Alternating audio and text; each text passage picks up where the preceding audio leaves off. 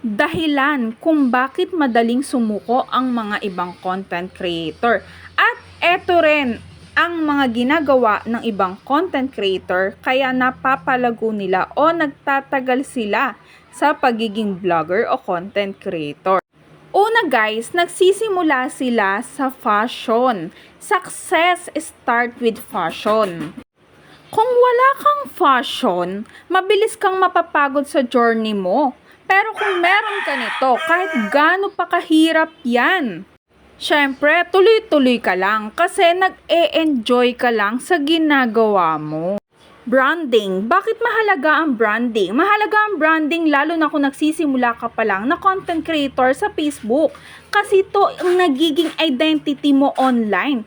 Kapag may consistent na style, tone, logo, color at tema, mas madaling matatandaan ng mga tao ang content mo. Nagbibigay ito ng tiwala at kredibilidad sa audience mo.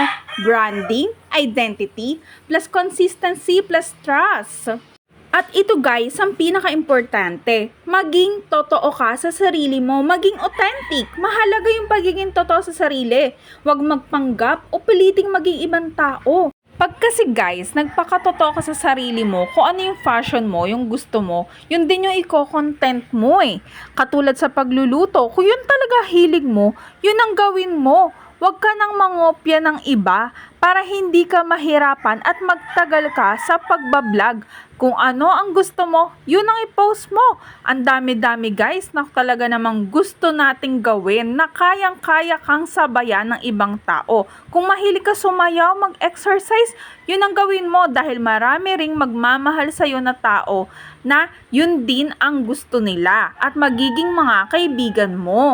Napaka-importante kasi nun guys, lagyan mo siya ng puso, samahan mo ng dasal at maging totoo ka sa sarili mo at yun ang ipakita mo sa audience mo dahil authenticity ang tunay na tatatak sa tao. Don't forget to follow and share.